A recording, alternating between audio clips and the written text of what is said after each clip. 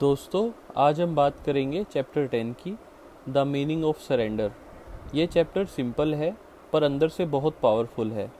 टोले ये नहीं कह रहे कि सरेंडर का मतलब हार मानना है या गिव अप करना है, बल्कि वो कहते हैं कि सरेंडर का मतलब होता है ज़िंदगी के हर मोमेंट को बिना रेजिस्टेंस के एक्सेप्ट करना। देखो, ज़िंदगी में तुम हर वक्त किसी ना किसी सिचुएशन से लड़ते रहते हो।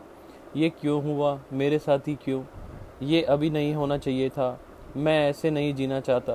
ये जो कांस्टेंट इनर रेजिस्टेंस होती है, ये ही हमें स्ट्रेस, एंजाइटी और फ्रस्ट्रेशन में डालती है।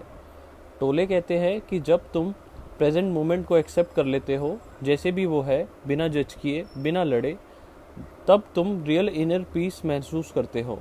यही है सरेंडर का असली मतलब, रेजिस्टेंस को छोड़ देना। सरेंडर कोई आउटर एक्शन नहीं है, ये एक इनर मेंटल स्टेट है जहां तुम कहते हो कि जो भी हो रहा है मैं उसे एक्सेप्ट करता हूँ एज इट इज़। मैं लाइफ के साथ फ्लो में रहना चाहता हूँ। लेकिन इसका मतलब ये नहीं कि तुम सब कुछ टॉलरेट करते रहो। अगर सिचुएशन टॉक्सिक है या गलत है तो तुम एक्शन ले सकते हो, लेकिन इनर रेजिस्टेंस के बिना। तुम एक्शन ले रहे हो क्लैरिटी के साथ, नॉट फ्रॉम एंगर और ईगो। एग्जाम्पल के लिए, अगर तुम जॉब में हो और तुम्हारा बॉस अनफेयर है, तो सरेंडर ये नहीं कह रहा कि चुपचाप सब सह लो, बल्कि सरेंडर कह रहा है मैं इस मोमेंट को एक्सेप्ट करता हूँ जैसा ये है।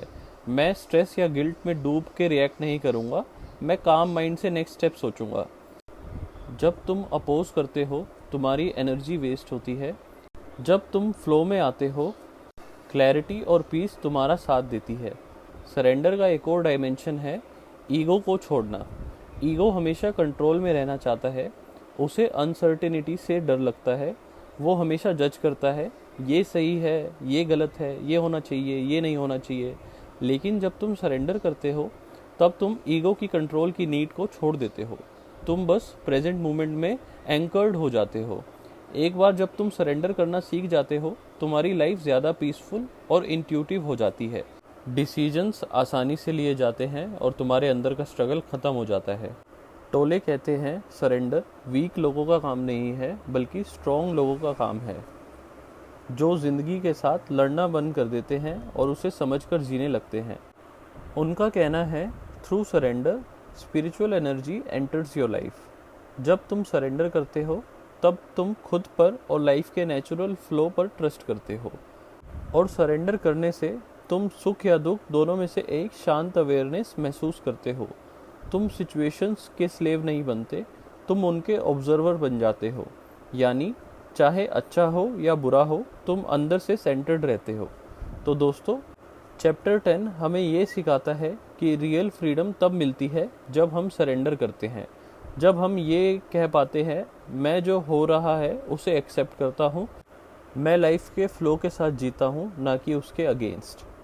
यही है द पावर ऑफ नाउ के फाइनल लेसन का core message. Acceptance is the gateway to piece.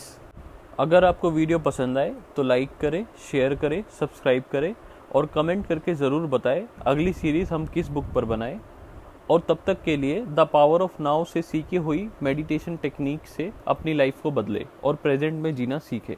मिलते हैं अगली सीरीज़ में। तब तक के लिए अपना ख्याल रखें और खुश रहे। Thank you.